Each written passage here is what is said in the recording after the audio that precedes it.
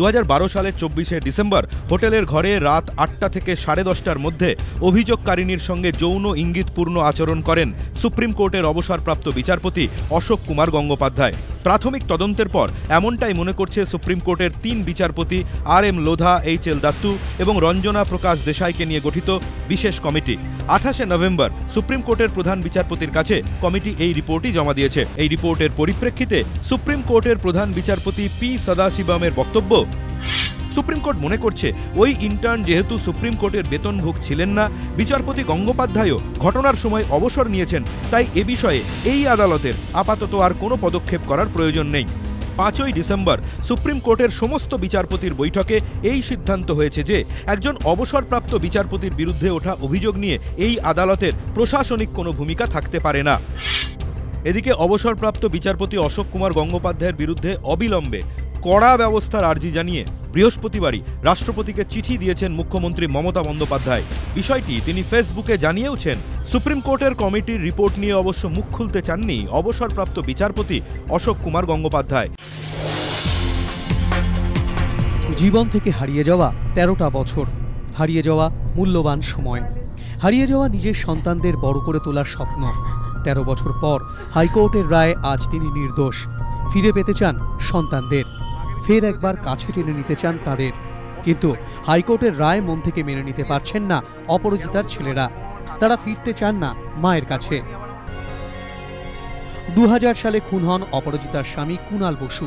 শাশুড়ির অভিযোগের প্রেক্ষিতে গ্রেফতার করা হয় অপরাজিতাকে। যখন শেষবার ছেলেদের দেখেন মা, তখন তাদের একজনের বয়স 5, অন্যজনের 3.5। এরপর কেটে গিয়েছে 13টি বছর। ঠাকুমা এবং কাকার কাছেই বড় হয়েছেন অপরাজিতার ছেলেরা। ছেলেরা কাছে নেই তো কি হয়েছে? কারাগারের 4 দেওয়ালের ভিতরে অপরাজিতার দিন কেটেছে 2 ছেলেকে নিয়ে স্বপ্ন বুনেই। ভেবেছেন মুক্তি পেলেই ছুটে যাবেন তাদের কাছে, ফের একবার কাছে টেনে নেবেন, দেখবেন 2 চোখ ভরে। কিন্তু 13 বছরের বিচ্ছেদের ব্যবধান পেরিয়ে কি আদৌ 2 ছেলের কাছে পৌঁছতে পারবেন অপরাজিতা? ছেলেরাও কি কোনোদিন মা বলে কাছে টেনে নেবে তাকে? উত্তর সময় দেবে। কুণালকাণ্ডে দমদমের জেল সুপারকে শোকজ করল বিধাননগর আদালত। আদালত সুপারের কাছে জানতে চেয়েছে সারদাকাণ্ডে ধৃত তৃণমূল সাংসদ কুণাল ঘোষের গোপন জবানবন্দির অনুমতি দিয়ে আদালতের নির্দেশ সত্ত্বেও তাকে কিভাবে দমদম জেল থেকে নিয়ে গেল হাওড়া পুলিশ। কেন কুণালকে নির্দিষ্ট দিনে গোপন জবানবন্দির জন্য আদালতে নিয়ে আসা হলো না? কুণালকে স্বীকারোক্তিমূলক গোপন জবানবন্দি দেওয়ার অনুমতি দিয়ে যে নির্দেশ 29 তারিখ দেওয়া হয়েছিল তা 13ই ডিসেম্বর পর্যন্ত এদিন মুলতবি করে দিয়েছেন বিচারক। 13 তারিখ ফের শুনানি হবে। কুণালের গোপন জবানবন্দির অনুমতির ওপর স্থগিতাদেশ আনতে চাইলে সরকার পক্ষকে তা উচ্চ আদালত থেকে 13 তারিখের মধ্যে আনতে হবে। এদিন এমনটাই নির্দেশ দিয়েছে বিধাননগর আদালত।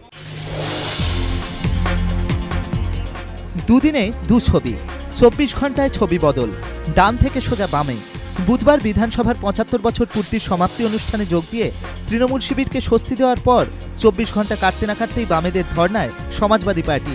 বৃহস্পতিবার একেবারে শ্যামল চক্রবর্তীর হাত ধরে সংসদ ভবনের সামনে ধর্নায় দেখা গেল মুলায়ম সিংহ যাদবকে। যদিও মুলায়মের এই উপস্থিতিতে বামেদের উৎসাহ পাওয়ার কোনো কারণ দেখছে না রাজনৈতিক মহল। 24 ঘন্টার মধ্যে 2 শিবিরের পাশে দাঁড়ানো আসলে লোকসভা ভোটের আগে সমস্ত বিকল্প খোলা রাখার কৌশল বলেই মনে করছে ওয়াকিবহাল মহল। এছাড়াও রাজনৈতিক মহলের একাংশ মনে করছে আসন্ন লোকসভা ভোটে এ রাজ্য থেকে অন্তত একটা আসনে লড়তে চায় সমাজবাদী পার্টি। সেক্ষেত্রে বাম কিংবা তৃণমূল কোনো এক শিবিরের বাম শরিক হওয়া সত্ত্বেও অনুষ্ঠানে যোগ দিয়ে সপা শাসক শিবিরকে স্বস্তি দেওয়ার পথে হাঁটল বলেই মনে করা হচ্ছে। সর্বোপরি পরমাণু চুক্তি ইস্যুতে যেভাবে শুরু থেকে বামেদের পাশে থাকা সত্ত্বেও শেষ মুহূর্তে ডিগবাজি খেয়ে ইউপিএর দিকে চলে যায় সমাজবাদী পার্টি, তাতে মুলায়ম সিংহ যাদবের এদিনের হাজিরায় কোনো জোট বার্তার উপস্থিতির সম্ভাবনা রয়েছে বলে মনে করছে না রাজনৈতিক মহল।